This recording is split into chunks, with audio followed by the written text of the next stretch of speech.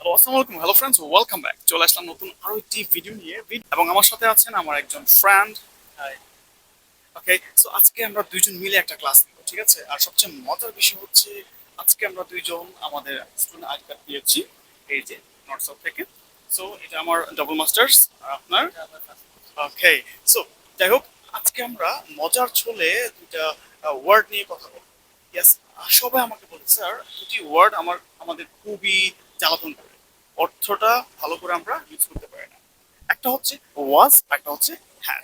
So brother, এটা কি ওদের জন্য একদম সহজ করে দিব আমরা? হ্যাঁ, করা যেতে পারে। সো সবাই বলে স্যার ওয়াজ অত ছিল আর হ্যাড অর্থ ছিল, তাহলে স্যার কখন কোনটা আমরা ইউজ করবো? প্রশ্ন হচ্ছে যখন কোনো ব্যক্তি, কোনো বস্তু, কোনো প্রাণী কোনো এক সময় ছিল তখন আমরা কি বলবো? ওয়াজ।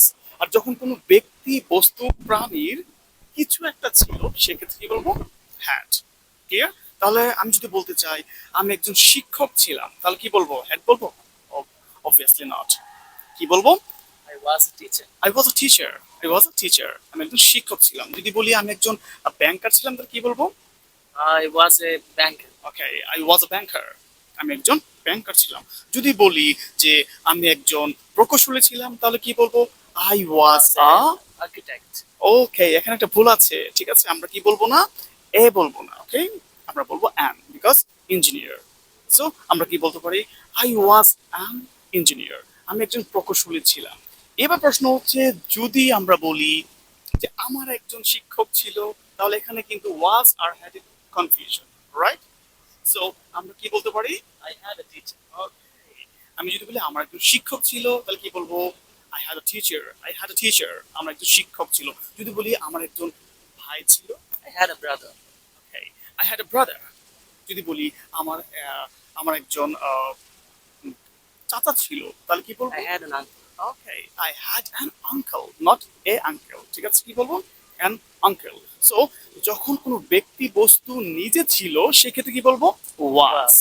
আর যখন আমরা জানতে পারবো যে কোনো একজন ব্যক্তি, বস্তু, প্রাণী কিছু একটা ছিল সেক্ষেত্রে কি বলবো? হ্যাড। যদি বলি একটি কুকুরের একটি লেজ ছিল, তাই না? তার লেজ ইংলিশটা কি? টেল, রাইট? সো কি বলতে পারি আমরা? যে আ ডগ হ্যাড আ টেল। তার মানে কুকুরটা কিন্তু লেজ ছিল না, কুকুরের একটা কি ছিল? লেজ ছিল। ওয়াজ এবং হ্যাডের যে ব্যবহারটা আজকে আমরা শিখালাম বা শিখলাম, এইগুলো কিন্তু আমাদের বাস্তবিক লাইফে ইউজ করতে হবে। যেমন আমার একটা কলম ছিল, কি বলবো আমরা? I had a pen. Okay, I had a fan. এবার যদি বলি যে আমাদের একটা বাড়ি ছিল, চমৎকার বাড়ি ছিল, তাহলে কি বলবো? We had N excellent house. Okay, we had an excellent house. ঠিক আছে, তার মানে আমাদের ছিল, আমরা ছিলাম না। এবার যদি বলি আমরা ঘরে ছিলাম তাহলে কি বলবো? We were at home. We were at home, ঠিক আছে? আমরা ঘরে ছিলাম, তার মানে আমাদের ঘর ছিল না, আমরা ঘরে ছিলাম। আর যদি বলি আমার একটা ঘর ছিল, yes, I had a house. So আমার মনে হয় খুবই ইন্টারেস্টিংলি সবাই বুঝতে পেরেছি।